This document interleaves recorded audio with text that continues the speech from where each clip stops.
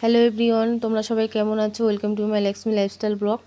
তো আজকে একটু সন্ধ্যার সময় বেরিয়ে পড়েছিলাম কিছু কেনাকাটা করার জন্য বোনকে নিয়ে। তো আমরা এই চাপাডালি চলে এসেছি। তো এই ঘুরে ঘুরে দেখছি যে দোকানটা খোলা আছে কি না। তো আগে যাব মোমোর দোকানে, একটু কিছু খাবো। আমাদের ফাইনালি মোমো নেওয়া হয়ে গেছে, একটা আমরা দুজনে খাবো আর বাড়ির জন্য কিছু নিয়ে যাবো। তো এখানে মোমো অর্ডার দেওয়া হয়ে গেছে। তো আমাদের দেখো চলে এসছে ফাইনালি। আমরা মোমোটা তো পেয়ে গেলাম, হাত এদিকে সরে এসে আমরা মোমোটা খাচ্ছিলাম, কিন্তু মোমোটা খেতে এত জঘন্য ছিল, খুব একটা ভালো ছিল না। তো মোমো টোমো খেয়ে আবারও চলে আসলাম চায়ের দোকানে। চাপাডালিতে যারা এই দোকানে চা খেয়েছে, সবাই যে একবার আসে সে আবারও চাটা খেতে আসে, কারণ এত সুন্দর চা বানায় দাদুটা, ধারণার বাইরে। তো আমরা এই চা নিলাম দুজনের জন্য। চাটা খেয়ে আবারও বেরিয়ে পড়বো। খুব গরম চাটা, যার কারণে খুব খেতে পাচ্ছিলাম না।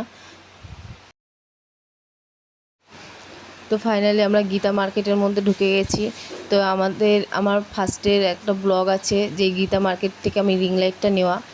তো যাই হোক, গীতা মার্কেটটা পেরিয়ে যাব, এবার মেন রোডে উঠে পড়লাম। চাপাডালির যে বাস স্ট্যান্ড, সেখানে চলে আসলাম। এটা পেরিয়েই রিলায়েন্সে এবার যাব, শপিং মলটায়।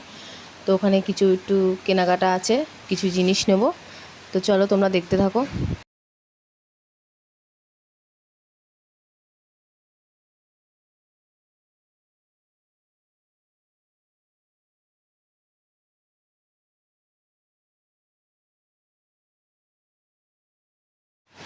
তো আমরা শপিং মলের মধ্যে ঢুকে গেছি। ঢুকেই দেখছি এখানে বাচ্চাদের গাড়ি, যেগুলো বাচ্চারা যে গাড়ি চড়ে রিমোট কন্ট্রোলের সাহায্যে।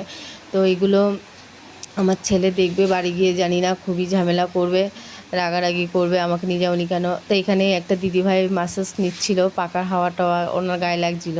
আমি এখানে দাঁড়িয়ে পাকার হাওয়া খাচ্ছি, আর আমার বোন বারবার বলছে চলে আসো চলে আসো, ওরা রিল্যাক্স করছে, আর আমি দোকান থেকে আসবো না, পাকার হাওয়া খাবো। আমার বোন বারবার করে ডেকেই যাচ্ছে। দিদিটা বলছে তুমি ঠিক আছে দাঁড়াও, তুমি হাওয়া খাও, কোনো ব্যাপার না। আর আমার বোন তো রাগারাগি করছে, তখন থেকে সরে। এবার ফাইনালি ভিতরে ঢুকে গেলাম।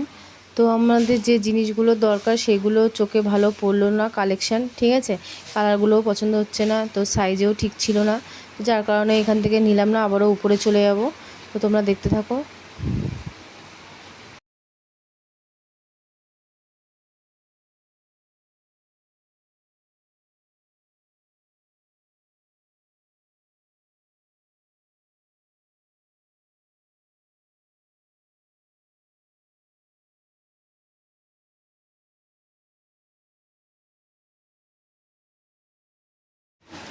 তো আমরা নিচের থেকে এখন এসকেলেটারের সাহায্যে আমরা এখন উপরে যাব। উফ, সামনের ছেলে দুটো যা দেখতে সুন্দর ছিল না, যা হ্যান্ডসাম ছিল না, ধারণার বাইরে।